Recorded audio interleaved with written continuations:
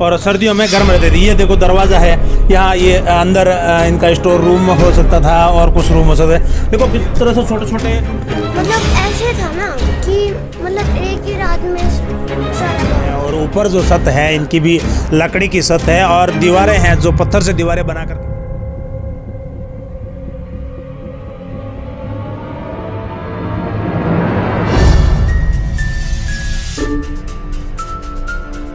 नमस्कार साथियों, मैं हूं रूपाराम शरण और आज हम बताने जा रहे हैं कुलधरा का पार्ट 2, जिसमें हम बताएंगे आपको कि यहाँ इस कुलधरा में जो मकान बने हुए थे उनकी छत कैसे हुआ करती थी और उनको किस तरीके से बनाया गया था और उनका मंदिर कैसा हुआ करता था और उनके यहाँ परिवहन करने के लिए यानी कोई चीज़ सामान लाने के लिए इनके पास बैल छकड़ी किस तरह से हुआ करती थी, उन तमाम बातों को लेकर के हम आगे का दृश्य बताएंगे। यानी कि पार्ट 2 आज रिलीज करने जा रहे हैं, तो हम पार्ट 2 के अंदर यहाँ इस कुलधरा का इतिहास बताएंगे हम आपको इस चैनल के माध्यम से इस वीडियो में।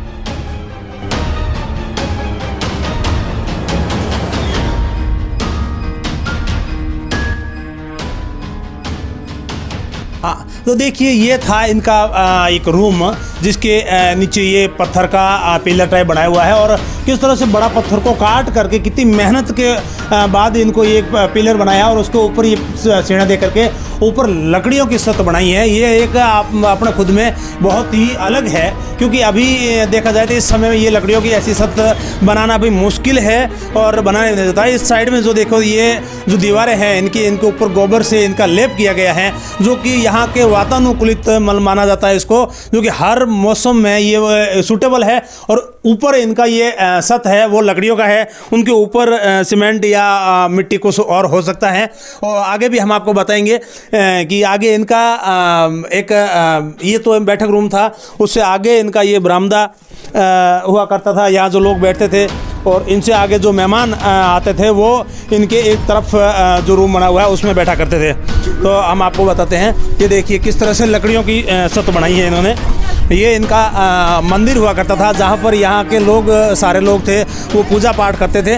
और ये जो इनका जो गेस्ट रूम उनको बोलते थे, जो बाहर के गेस्ट आते थे वो यहाँ रुका करते थे उनके बाद में अंदर इनकी महिलाएं वगैरह बच्चे जो होते थे। और ये है मंदिर, हम मंदिर को दर्शन कराते हैं आपको।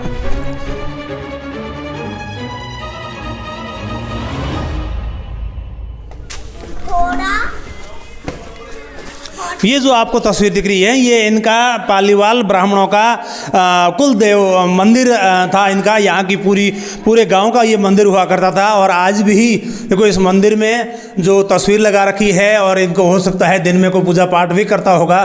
कोई यहाँ सैलानी आते हैं तो यहाँ ज़रूर अपनी मन्नत मांगते होंगे। देखो आगे किस तरह से नक्काशी कर रखी है, बहुत ही सुंदर मंदिर बना रखा था। और एक इस मंदिर की खासियत ये भी है कि इनकी पश्चिम दिशा में इसका मुँह है। हालांकि यहाँ पर राजस्थान ही नहीं पूरे हिंदुस्तान के अंदर अगर देखा जाए तो मंदिरों की दिशा पूर्व की ओर होती है और यहाँ इनकी जो दिशा है वो पश्चिम की ओर है। तो इनका भी कुछ रहस्य हो सकता था, परंतु क्या रहस्य है उनके बारे में हम बता नहीं पाते हैं, क्योंकि यहाँ कोई बुजुर्ग वगैरह है तो उनसे अपन जानकारी लेंगे। ये देखो आपको ये पिलर दिख रहा है, उसके ऊपर कुछ लिखा हुआ भी है। ये भाषा अपन को समझ में थोड़ा कम आ रहा है, बाकी उस समय की ये बहुत ही अच्छी भाषा थी और उस भाषा में पूरा इनका मंदिर का विवरण भी दिया हुआ है।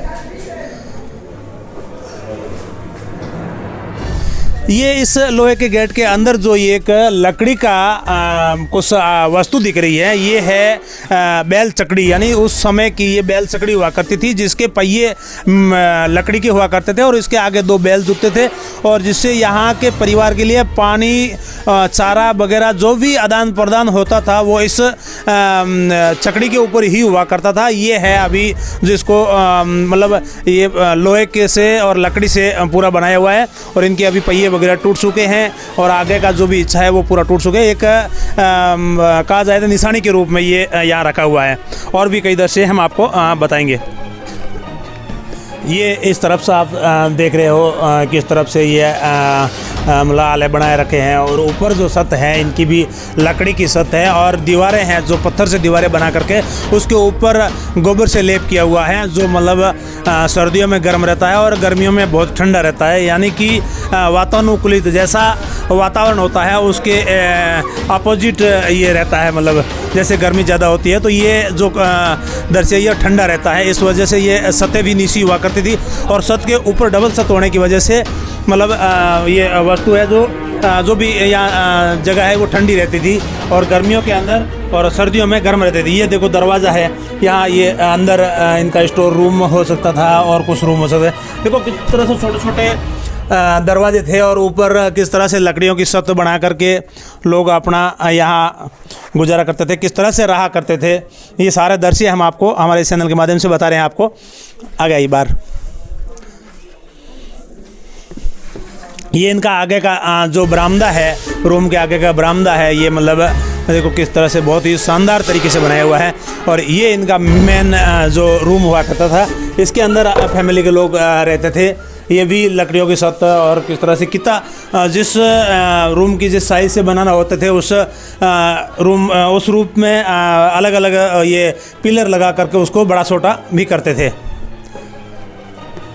आज ये मतलब एक पर्यटक स्थल के रूप में हो गया है, बाकी यहाँ कोई रहते नहीं है, परंतु ये पुरानी विरासत ज़रूर है। इनसे देखने में कुछ लोगों को ये ज़रूर लगता है कि किस तरह से लोग यहाँ रहते थे और कैसे अपना जीवन यापन करते थे यहाँ के लोग।